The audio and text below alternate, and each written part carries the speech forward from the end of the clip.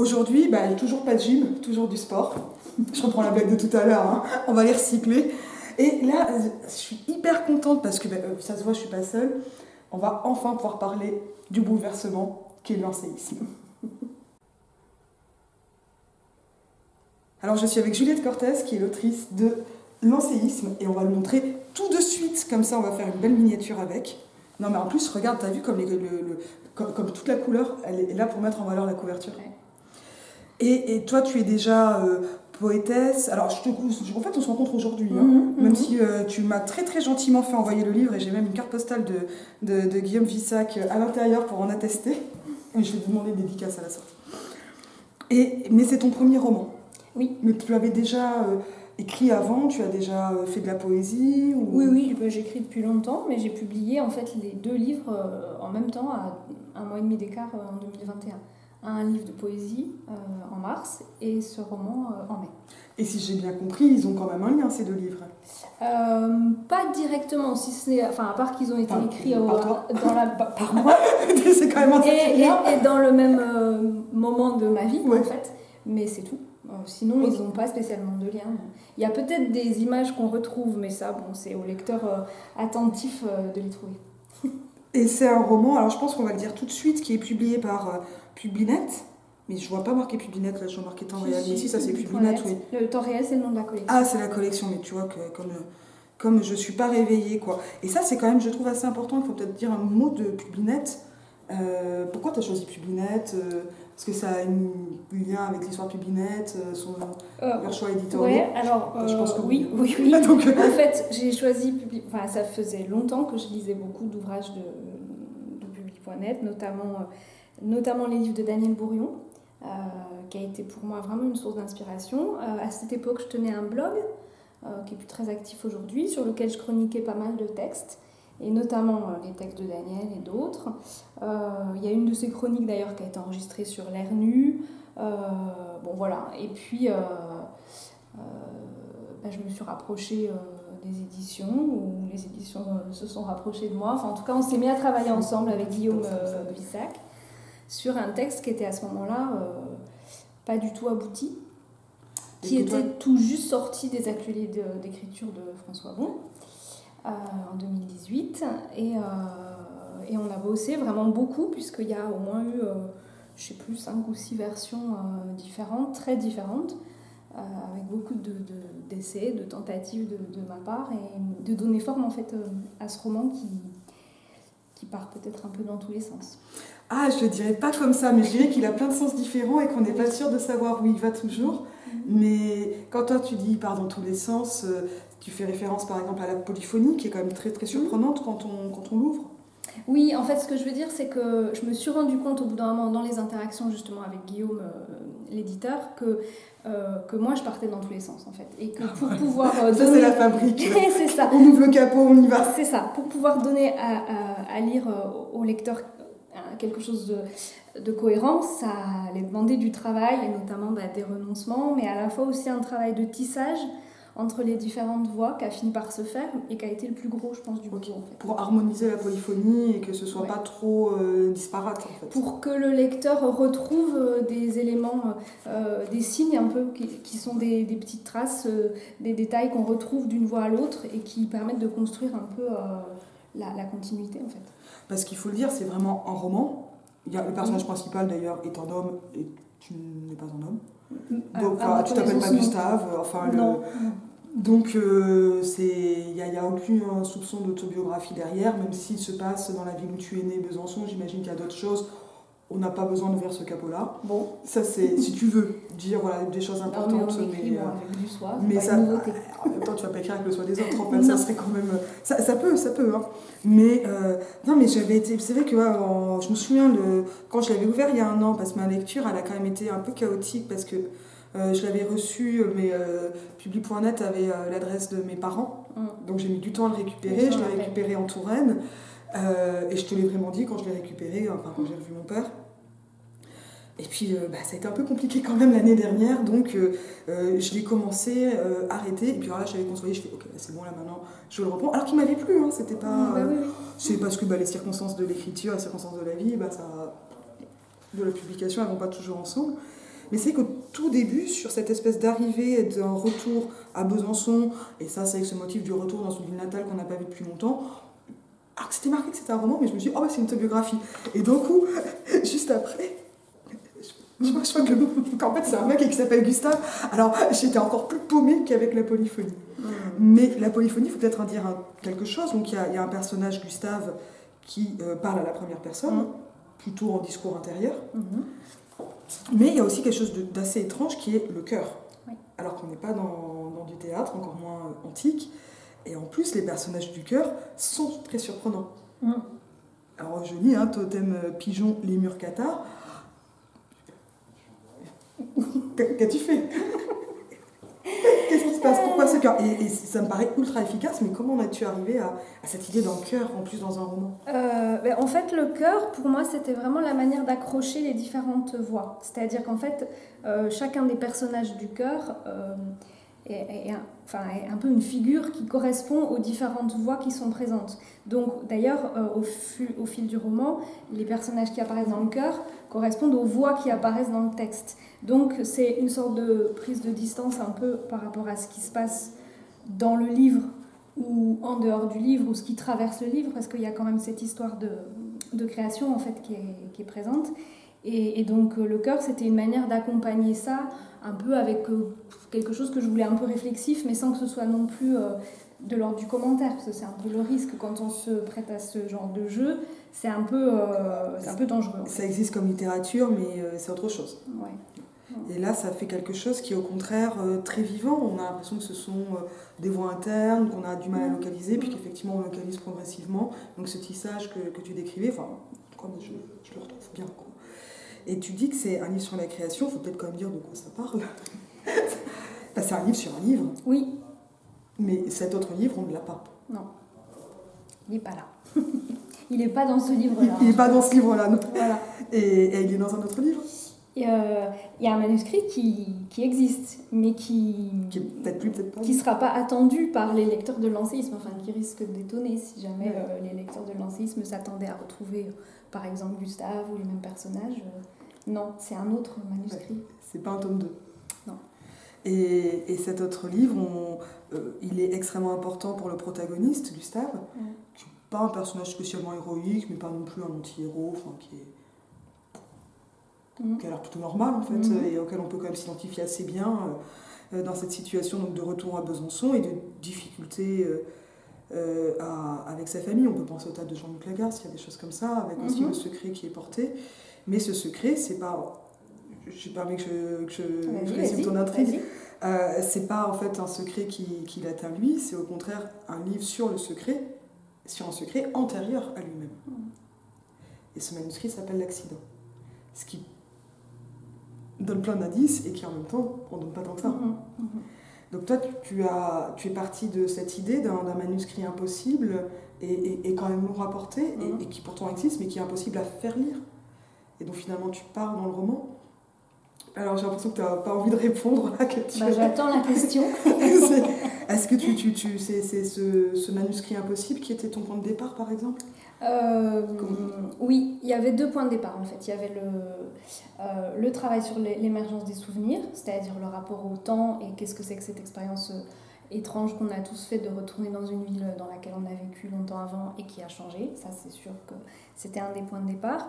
Et l'autre point de départ, c'était la difficulté à se débrouiller avec un manuscrit pour ce personnage et tous les effets finalement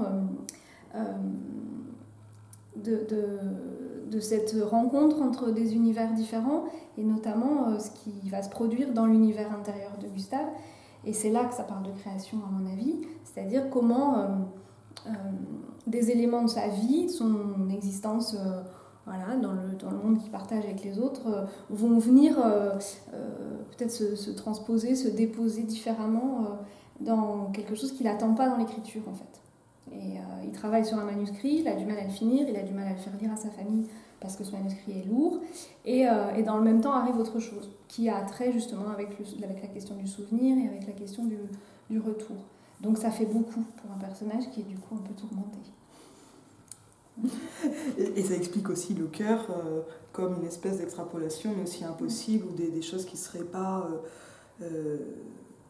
interne, en fait, qui pourrait plus rester interne. Oui, c'est ça. Peut-être que l'idée, c'est de se dire que quand même, quand on est tourmenté, c'est pas gratuit, enfin, c'est pas en vain, et que finalement, ça peut produire quelque chose du point de vue de la littérature. C'est un peu quand même l'idée qui est défendue là, je pense. Et je trouve que ça marche très bien. Le titre est assez surprenant parce que c'est quand même plutôt un oxymore, hein, l'enséisme.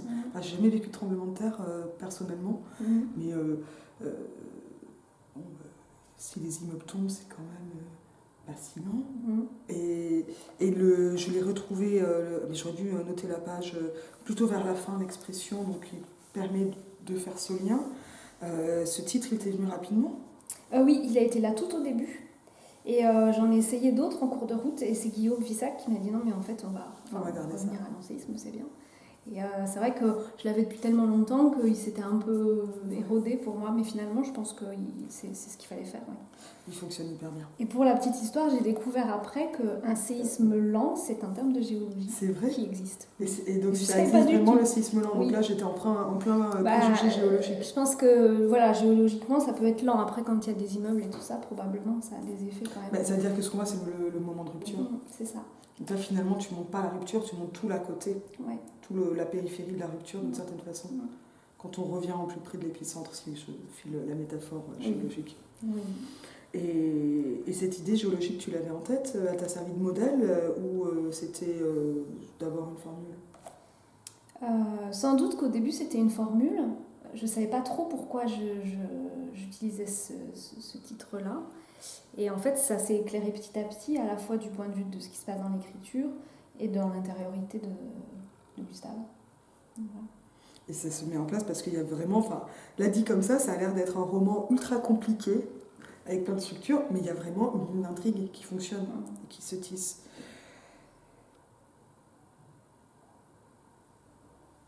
Il y a quelque chose qui est assez particulier. Mylène l'a feuilleté à la maison, elle l'a aussi remarqué, Mylène Tournier, c'est qu'il y a des moments où, par exemple, là je suis page 29, d'encre qui s'efface. Oui. Ça, c'est... Alors, comment ça vient, ça? Alors, c'est une chose dont je suis assez contente qu'on ait fait ce choix, même si c'est un choix difficile à soutenir, parce qu'il y a beaucoup de lecteurs qui reviennent dessus, que ça interroge, qui ont pu écrire à l'éditeur pour se plaindre d'un problème d'impression. En réalité, c'est toujours sur la même voie. Il y a 4 voies dans le roman, et c'est toujours sur la même voie que l'encre est effacée au début et à la fin du paragraphe. Alors, est-ce que j'en dis quelque chose, moi, dans le pourquoi du comment Comment l'idée t'est venue, peut-être? En fait, Tambour battant, c'est une voix intérieure de Gustave qui déambule dans la ville. Et en fait, comment donner à voir dans une forme langagière cette idée d'une voix intérieure qu'on n'entend pas par définition. Et alors, il y a d'abord les tirets, c'est-à-dire que c'est des morceaux, en fait, de monologue ou de dialogue, parce que parfois on est plusieurs à discuter intérieurement. Et puis, il y avait cette idée qu'à certains moments, la voix, on va l'entendre dans le livre, puis à d'autres moments, elle va retomber dans le silence de l'intériorité, simplement. Donc, c'est vrai, comme peut-être dit comme ça, c'est assez clair, mais c'est pas forcément évident pour les lecteurs de s'y retrouver. Moi, j'en ai fait l'expérience, j'ai bien vu que... Ouais, t'as eu beaucoup de retours beaucoup, oui. Et vraiment sur ça, à chaque fois, sur ce côté vanille, et les gens comprenaient vraiment pas, quelques-uns comprenaient, d'autres moins. Voilà, ça dépend vraiment des lecteurs, de leurs habitudes de lecture. C'est vrai que c'est pas quelque chose qu'on fait souvent dans les livres, d'effacer... Mais ça a été beaucoup de travail, et j'en profite pour remercier Roxane Lecomte, la graphiste, avec qui on a travaillé. La couverture, parce qu'elle est superbe. La couverture est magnifique, et ça a été beaucoup de boulot de produire ces effacements, surtout qu'on fait un exemplaire, un livre papier et un livre numérique. Ouais, et qu'en e-pub, c'est pas simple de faire des effacements qui tiennent sur les différents formats. Donc voilà, ça a demandé quand même un vrai boulot technique, donc ça dit aussi l'attachement qu'on avait tous les trois à le faire. Et à finaliser un livre. C'est pas un gadget, quoi. Et alors, pour le coup, c'est peut-être un détail pour le roman, mais c'est jamais un détail pour le livre. Le livre a un toucher peau de pêche très agréable. Je sais pas à quel point il est volontaire, mais il est vraiment très très agréable. Donc on le dit, ça se voit pas, mais il faut le souligner. Et donc, ce personnage, il marche dans une ville qu'il a connue, qu'il ne reconnaît pas. J'ai vu dans une interview que tu as pu donner et retranscrire sur ton blog, et je vais avoir oublié les références, que tu disais que finalement, c'était peut-être pas en revoyant qu'on avait le meilleur souvenir. Et j'ai l'impression que, enfin, tu es toujours d'accord avec cette idée? Est-ce que tu veux bien en parler? Bah, c'est vraiment ce que j'ai travaillé en fait dans le roman, c'est-à-dire le fait de se remémorer vraiment par la pensée des lieux, des ambiances et évidemment l'état qui correspond à l'époque probablement. Et d'écrire là-dessus et de comparer avec le retour en situation dans la ville aujourd'hui. Et c'est pas du tout la même chose. Et probablement, enfin il me semble que, enfin Proust le dit beaucoup mieux que moi quand même, hein, la mémoire, elle surgit depuis l'intérieur de nos têtes plus que peut-être depuis le contact avec le réel d'aujourd'hui. Mais c'est ouvert en tout cas à la discussion. Et avec cette question que le retour dans la ville peut transformer le souvenir également. Parce qu'il y a quand même des moments où on se demande si Gustave est un narrateur fiable et dans cette polyphonie, est-ce qu'on peut se fier à la narration? Oui, parce qu'il s'égare en fait dans la ville et dans ses souvenirs, c'est vrai. Et là, bon, tu ne vas pas donner la réponse parce que sinon c'est pas amusant et pas intéressant, mais ça marche avec. J'ai remarqué beaucoup des phrases parfois assez courtes, parfois très longues. Enfin, il y a énormément de variations comme ça ici. Tu mentionnais les tirés. Et donc c'est vrai qu'on sent vraiment, peut-être pas une fragmentation, mais une démultiplication des instances de discours qui montrent comment le personnage est erratique dans ses pensées. Et en même temps, on a ce qui pour une 19e-iste fait passer le mode comme moi, est toujours touchant, pas la flânerie, tu vois, à la Baudelaire, mais quand même un genre d'arpentage urbain, comme s'il faisait l'inventaire de souvenirs. Toi, tu as pris par exemple un plan de la ville, tu as remarché, je crois que tu as dit que tu n'avais pas tellement remarché dans la ville dans l'interview. Si, je l'ai fait, j'ai remarché dans la ville. Les plans, non, pas spécialement, ou peut-être un peu. Ce que j'ai utilisé, mais alors c'est pas très 19e siècle. C'est Google Street. C'est Google Street. Là, désolée pour le 19e, mais bon, ça permet en fait de faire attention à des détails urbains qu'on ne regarde pas quand on est dans la ville. Ça, je m'en suis bien rendu compte.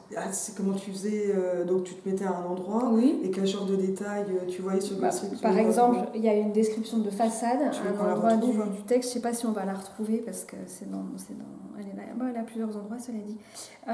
Et en fait, je n'avais jamais remarqué cette façade avant de la regarder sur...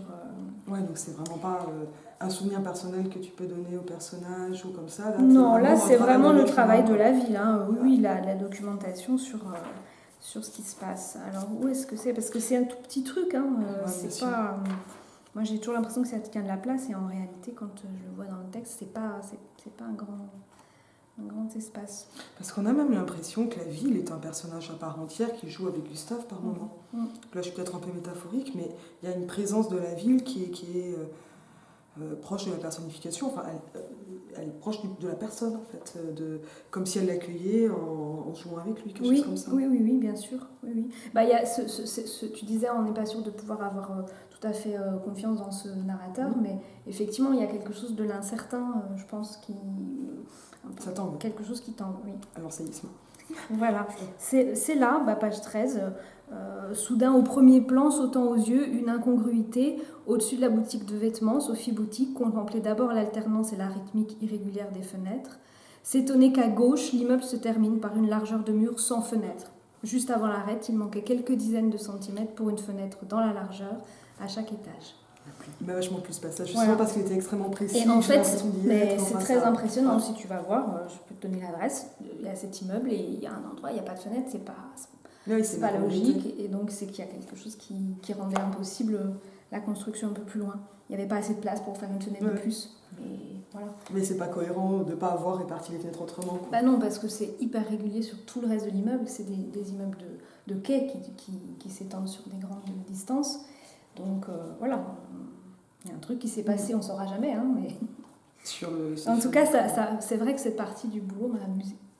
Et là, tu avais fait beaucoup de recherches de cet ordre-là? Non, pas énormément, mais juste des circulations sur Google Street, ça suffit en fait à prendre ce plaisir aussi de la description parce que c'est simple, on est chez soi, il n'y a pas besoin de voyager. Ah, mais c'est sûr que c'est plus confortable. Voilà. Et par exemple, pour le manuscrit de l'accident, enfin, manuscrit de l'accident, tu l'as imaginé pour pouvoir écrire l'enséisme, peut-être déjà écrit avant, puisque tu disais qu'il y avait un manuscrit, mais qui allait être surprenant, enfin, où il en dérive, enfin, quels sont les liens qu'il peut y avoir entre ces deux. Oui, on peut dire qu'il en dérive, ouais. Et qu'il y a effectivement un autre manuscrit, et sans doute qu'un certain nombre de ce qui soutient l'enséisme vient aussi du travail qui était un peu parallèle en fait sur les deux manuscrits. Ah oui, donc comme ça, ils sont vraiment en connexion assez étroite, même si tu dis, bon, j'attends la suite, qui n'en sera pas une, de voir un peu ce que ça donne. Est-ce que tu voudrais me lire un passage ? Ben oui, qu'est-ce que je lis alors le début, si tu veux vraiment parler de la ville, il est très très urbain. Je veux bien lire l'ouverture. Ce qui suivait, après, voilà, ça va être long quand même, tu vois, si on va jusqu'à pas tout le paragraphe, non. Non, tu choisis ce qui te plaît, puis peut-être un moment de cœur. Il n'arrivait pas tout de suite, le cœur, si, ça va vraiment... il arrive juste après, je crois. Juste après il arrive là, ouais, tu vois, là je l'ai sauté. Voilà. Mais tu vois, c'était donc la ville, Gustave Lecœur, et quand j'arrivais au cœur, je comprenais plus rien. Oui, et puis après, je me suis remise et j'ai relu. Donc on peut faire ça, faire trois petits morceaux. Si tu veux, Donc la première voix, c'est ce qui souvient, c'est donc la voix du souvenir. En bas de la rue Battant, la rivière est là, grosse des pluies du printemps, marronasse. Un jouffroid d'abans de bronze la regarde passer. Le tram très neuf, le pont battant, l'église de la Madeleine, toponyme qui de si loin sonne étranger aujourd'hui. Un tremblement dans la perception, une ambiguïté qui trouble les sens. L'incertitude ne cesse de tarauder.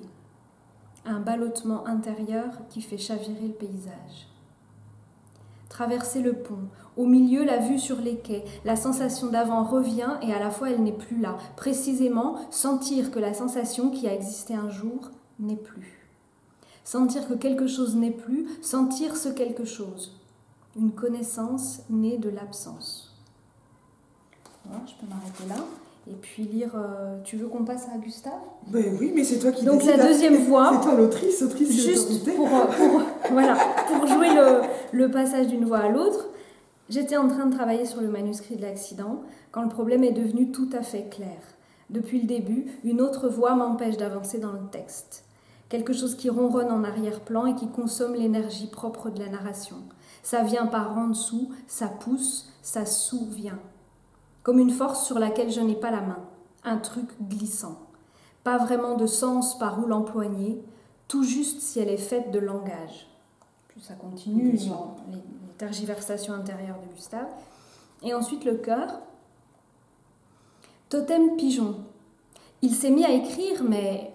Les Murkata. Il lui manque un morceau de l'histoire. Totem pigeon. Voilà, il est touché par de l'inconnu en lui. Les Murkata. Et si c'était une poussée vers la création ? Totem pigeon. Tu crois qu'on peut ignorer l'angoisse ? Les Murkata. Je crois qu'on ne peut pas résister à ce qui vient. Ça emporte. Regarde devant. Et je résiste pas à dire qu'après on a ce qui se souvient, ligne de fuite. Comme ça, on voit bien les entraînements et comment les choses se répondent. Voilà, c'est pas forcément clair, mais ça se suit. Non, mais on voit bien qu'il y a des liens, il n'y a pas de problème. Non, mais c'est vrai que c'était l'effort à faire, c'est vrai. Et ça doit être assez dur de ne pas oublier à tel moment de rajouter quelque chose. Bon, c'était du boulot, mais c'est intéressant en fait. Je pense que c'est ce qui... C'est vraiment j'allais dire la plus-value, c'est pas un terme très charmant, mais en tout cas c'est ce qui a vraiment apporté le travail éditorial de Guillaume. C'est son regard qui m'a permis de penser au lecteur, parce que moi j'y pensais pas toute seule dans mon truc avec mon histoire dans la tête. Le lecteur il n'est pas chez toi. Ouais, mais n'empêche que quand on a l'intention ou la prétention de publier un texte qui sera lu, il y a un effort à faire, oui c'est un effort je pense. Pour le coup, tu dirais que Guillaume a été ton Murkata. Ou mon totem pigeon, peut-être. Totem pigeon sonnerait mieux pour un éditeur. Ouais, en tout cas, il a été vraiment très très soutenant et c'est hyper important comme expérience. Et donc ça fait un roman non pas sur la ville et sur le souvenir, mais sur ce que le souvenir fait à la ville quand le souvenir revient et parce qu'on retourne dans la ville, je dirais. Est-ce qu'il y a des questions que je t'ai pas posées que tu aimerais que je te pose? Comme ça, non, j'en ai pas. Parce que moi, j'en ai pas beaucoup d'autres là, mais en plus, on est en train de cramer dans la pièce où Il fait on est. chaud. Donc, si ça te va, on en Ça reste va, là. très bien. Alors, je vous dis à bientôt. Merci beaucoup, Juliette. Merci, Azélie.